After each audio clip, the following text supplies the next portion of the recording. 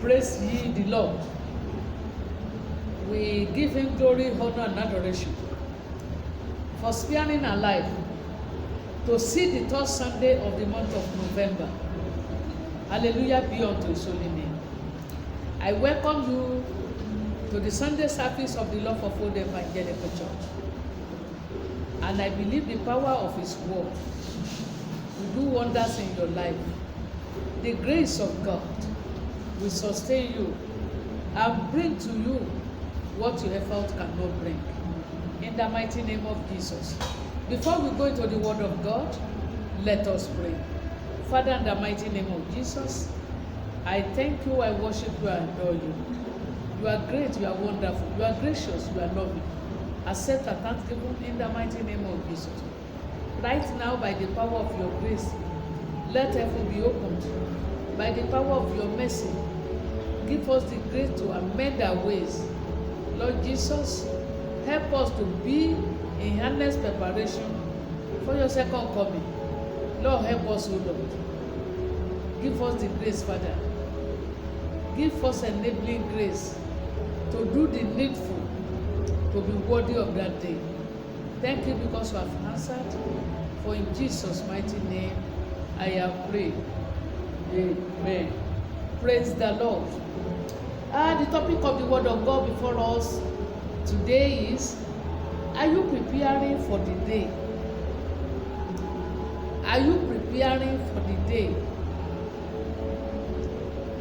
Are you preparing for the day? And the text we are taking is 1 Thessalonians chapter 4. Epistle of Paul to Thessalonians chapter 4. Let's take two verses out of it. It starts from verses 13 to 18. But let's take two verses. Verse 16 and 17. What does it say? For the Lord himself shall descend from heaven with a shout, with the voice of the archangel, and with the trump of God, and the dead in Christ shall rise first. For we which are alive and remain shall be caught up together with them in the clouds, to meet the Lord in the air, and so shall we ever be with the Lord. May the Lord bless us in his word. The topic once again is, are you preparing for the day? When you are talking of preparation for an event, it's a daily activity in the history of man. We prepare for a lot of things, such as marriage, naming, graduation, housewarming, burial ceremony, and so on and so forth. Whosoever that fail to prepare for his or her upcoming event, such a person is planning to fail. It's not the enemy that do this. He is the one that prepare for that failure. When you fail to plan for the upcoming event, you are planning to fail. So it is in the spiritual realm. A day is coming.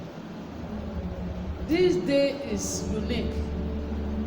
Unique in the sense that you cannot tell precisely when that day will be, but it is certain that a day will come. It will come like a thief in the night.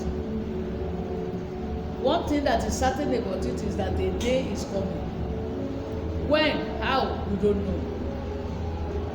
It is an inescapable day.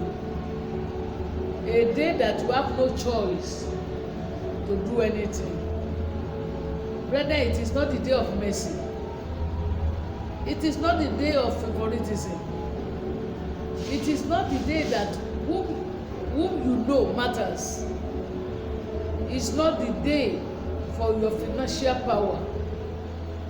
It is not the day for how influential you are. It is a day of reckoning, a day that is special. And what is that day means? It's the day of rapture. A day that has been earmarked, an event that will surely take place. Simultaneously, in the whole world at the same time. It's not a matter of it happens here. Though we have time difference, their time here differs from that of Europe and differs to that of America and all the like. But that day, that event will be taking place at the same time everywhere. It's not when I dodge it here, I go to another place to enjoy it. No, there is no shifting, no grouping. It is an event that has to come. The question now is, are you really preparing for that day? Are you really preparing for the day of rapture? Are you at all putting rapture in consideration in all your daily activities? Or you have forgotten? The great danger in it is that nobody knows when it will take place. That's the most difficult area of it. But the easiest thing is that when you are preparing and you are ready for it at any time, it becomes as easy as taking water. I just pray that the Lord will make us worthy for this day in the mighty name of Jesus. What is the day? What is the day meant to be? The day of rapture. So that implies, what is rapture? Rapture can be seen in different perspectives. Taking consideration of Hebrew and Latin word for Greek word for rapture. But the most important thing we are concentrating on is what is rapture. It means cut away or cut off. This simply refers to the catching up of the church from the surface of earth to meet the Lord in the air. Let's hear what 1 Thessalonians chapter 4, verse 16 says. For the Lord himself shall descend from heaven. The Lord himself shall descend from heaven. With a shout. With a shout. With the voice of the archangel. With the voice of the archangel. And with the trump of God. The trump of God. And the dead in Christ shall rise first. Oh, that's the most important thing. The dead in Christ shall rise first. What will happen? What will happen next? Let me hear verse 7. We which are alive and remain. But verse 17 says, we which are alive and remain until his coming. Shall be caught up together We will with be them. caught up together. We will be transformed. In the clouds. In the to clouds. meet the Lord in the air. We are going there to meet the Lord. It's not a day when Jesus is coming to die for anybody. He's not coming to die for you or for me. He's not coming to die for anybody. It's not a moment of suffering. It's not a day of mercy. It's not a day of favoring anybody. It's not the day of no. Because it's not the day of Lord Jesus, don't you know me? No. It was the day that verse of the Bible will come to pass. He is respecter of no one. It's the day he's coming to gather his soul from the surface of the earth prior to the time of great tribulation. The question is, are you ready for this day? Or you are saying, is that possible? It is possible. This corruptible body will put on incorruption. This mortal body will put on immortality. Then what is written in the scripture will come to pass, that we have swallowed all death in victory. So that is what that day meant, the day of rapture. The second part of it, what will happen that day? How will it come? What will happen? It will happen suddenly, within a twinkling of an eye. Let me hear what 1 Corinthians 15, verse 51 and 52 says. Behold, I show you a mystery. That is a mystery. We shall not all sleep. Many people may not believe, but it is a certain thing. It's a mystery. We shall not all sleep. Yes. But we shall all be changed. Yes. In a moment. In a moment. In the twinkling of an eye. In a twinkling of an eye. As the last trump. At the last trump. For the trumpet shall sound. It is certain the trumpet shall sound. And the dead shall be raised incorruptible. The dead, all those who died in the Lord, not all dead ones. All those who died in the Lord shall be raised incorruptible. And we shall be changed. And we too that are alive, we shall be changed. we shall be transformed, as it happened to Jesus on the Mount of Transfiguration. So that is what will happen that day. The dead in Christ will rise first. The living believers in Christ will be transformed, will be transfigured. And when we are transfigured, what will happen? Both the resurrected and transfigured believers, we are going to be caught up to meet the Lord in the air, in the atmosphere. We are going to meet him there. And this will be between the heart and the heaven. Another thing that will happen that day, the people, the resurrected believers and the transfigured believers, they will be physically united with Christ. We will be physically united, as we have read it in 1 Thessalonians chapter 4, verse 16 and 17. And also be taken to his father's house. Oh, that promise he made for us in John 14. John 14 verses 2 and 3 will now come to pass. In my father's house, yes, are many mansions. In my father's house there are many mansions. If it were not so, yes, I would have told you. If it were not so, I would have told you. I go to prepare a place for you. Yes. And if I go and prepare a place for you, I will come again. I will come again. And receive you unto myself. Yes. That where I am, yes, there you may be also. So you will see that what he has promised, he is still busy preparing place for us.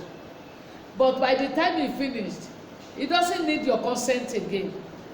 He is coming. That's why people are proclaiming. If the minister of God is not ready for his coming, he will be caught unaware. If a child of God is not ready of his coming, he will be caught unaware. If peradventure, you that even you are a thief, you are a hand robber, you are a criminal, and you repent and change your attitude and turn to the Lord. Maybe you repent this morning and turn to the Lord that morning, and rapture take place in the evening or afternoon. You are going. Oh, what a day that will be full of regret for the negligence. We will not be negligent in Jesus' name. Apart from this, though the resurrected and the transfigured Christians or believers will be united with their loved ones who have died in Christ. Let's hear verse 13 and 18 of that 1 Thessalonians. 1 Thessalonians chapter 4, verse 13 and 18.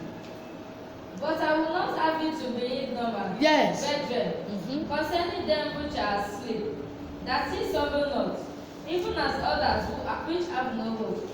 For if you believe that Jesus died and rose again, even so them also which sleep in Jesus will God be with him. Amen. Verse 18. Therefore comfort one another. Comfort one another. Your beloved one that have died and caused a lot of pain. If he or she died in Christ, you will be reunited with them, because you will be reunited with him or her, because the Bible confirms that we will see each other and we will know each other. Then another thing that will happen on that day is that the both resurrected believers and the transfigured believer, they will be removed from distress. No more distress. That's 2 Corinthians chapter 5, verses 2 and 4. 2 Corinthians chapter 5, verses 2 and 4. For in this we groan, yes, earnestly desiring to be clothed upon yes, our house which is from heaven. If so be that being clothed, we shall not be found naked. yes. If you are clothed, 2 and 4. If you are clothed, we shall not be found naked. We will be removed from all this stress. And not only that, it will remove his believers from all persecution and oppression. No more oppression, no more persecution. And not only that, it will remove you from the entire realm of sin. It will remove him from the entire realm of sin. Those that are caught up in heaven on the rapture day will be removed from the realm of sin and death. That then we will say we swallow death up in victory. Then that day came, Another characteristic that can happen is that Christ thereby delivered the resurrected and the transfigured believers from the wrath to come. 1 Thessalonians chapter 1 verse 10, that is, from the great tribulation. And to raise for his son from heaven, Yes. whom he raised from the dead, Uh-huh. even Jesus, which delivered us from the wrath to come. By the time Jesus appears again, and you are caught up, and I'm caught up, we are free from many things that will happen again that is called tribulation or trouble. You are free from being chasing around to come and take the mark of the beast. That is not your portion again, and it will never be our portion. But we must prepare for the day. Then what shall we do to be worthy for that day? How can we prepare for the day? Number one, have a saving relationship with Christ. Oh, don't see Christ as a miracle worker, a magician that will come and just turn your 20,000 to 40,000, or that will come and just give you abracadabra. No, believes in life and death. Create a relationship, a saving relationship with him. Let him know you as his people. In the book of John, he said, I know my sheep, and they too know me. They hear my voice, and they cannot follow strangers. You have to know that Christ. You have to know Jesus Christ to that extent. Number two, live daily in anticipation of this day. When you are living in anticipation of this day, you will not engage yourself in any atrocity. You will not engage yourself in any evil. Anything you are doing that you thought of, oh, this thing I'm doing, if Christ comes, will I go with him? The inner man in you, the conscience of God in you, will answer you. You are not going, friend. Then change, desist from doing such a thing. Number three, live an holy life. An holy life is essential to move with the Lord, because the eyes of the Lord cannot behold sin. What does Hebrews 12:14 says? Hebrews 12:14. Follow peace with all men. Follow peace with all men. And holiness. And holiness. Without which no man shall see. Without which no man shall see the Lord. You have to live an holy life. A life that is worthy of emulation. A life of absolute humility to the Lord. A life of obedience to his instruction. A life where the fear of the Lord will rule your heart. Number four, persevere in continual waiting with eagerness for the return of our Lord. Be watchful, persevere, be hopeful, wait for him. Do not engage in a slang that he is coming. It has been a long time that people have been saying he's coming. While I was young, he's coming. My parents' time is coming. Now again I'm growing old, he's coming. Please, don't take the coming of Christ to just be a mere slang. Oh, what if guys is coming? So you are waiting for his coming. Be earnestly waiting for him. Diligently waiting for him. Endurantly waiting for him. Do not make jest of this day. When you are waiting for him, it will guide you on what to do. Can I hear what Matthew 25:13 says? Matthew 25:13. Watch therefore. Watch therefore. For ye know neither the day. You know neither the day Nor the hour. nor the hour When will the Son of Man when come? the Son of Man cometh. So you have to be watchful, you have to be hopeful, you have to be waiting, you have to be enduring. The Lord will help us in Jesus' name. Number 5 thing that we can do to prepare for this day is that beware. We have a lot of strange doctrine outside today. We have a lot of teachings today. Be rooted in the Word of God. Be guided by the power of Holy Spirit. Can I hear what Hebrews 13:9 says? Be not carried about with divers and strange doctrines. For it is a good thing that the heart be established with grace, not with meat, which have not profited them that have been occupied therein. Be watchful at a time like this. Wherever you are, and the message you are hearing is to make you happy, to make you glad. That is good. But be watchful. Any grace that has no caution is harmful. When we are in the period of grace, we are in the period of grace, we can do whatever we are. We are in the period of liberty. And any liberty, any grace that has no caution is harmful. Be careful. The blood of Jesus do not cover carelessness. When the message you are hearing do not touch your sinful life, you will continue in that sin. And when Jesus comes, there will be no excuse for anybody. That's why he gave the warning in Hebrews 13:9. Do not be carried away by diverse and strange teachings. It is better to be established in the word of God, in the grace, not in the meat, whereby those who eat it profited not. Be careful. Be careful of today's teaching. Be careful of today's teaching. That which you believe, hold it fast. Do not anybody take your crown from you. Number 6, have a forgiving spirit. If you are waiting for the day and you don't forgive people for their sins, I'm afraid you may not be able to go. That unforgiving spirit will serve as excess weight for you. It will not make you to go. If anybody has hurt you, forgive and let God heal up the wound. That's what Apostle Paul wrote to Philemon about one of his slaves that ran away. And he told him, and that in the process he accepted Christ. And he said, if you have done, Philemon verse 18, only one chapter, if you have done anything to wrong you, count it on me. Whosoever that have wronged you, whosoever that hurt you greatly, count it on Christ. Count it on Christ. That's why the Bible says, vengeance is mine, I will avenge. Don't take vengeance by yourself. Do not hurt your life. Do not destroy your life by carrying the spirit of unforgiveness. And if you can wait like this, and make sure tell others about his welcome. Tell others about his power. Don't close your mouth. Open your mouth wide and proclaim the gospel of Christ. By doing this, let it meet you where you are preaching the gospel. Let it meet you where you are identifying people. Let it meet you where you are doing his work. In any area you have been assigned to work for him, do it with all your heart, believing that you are getting reward from heaven and not from any man.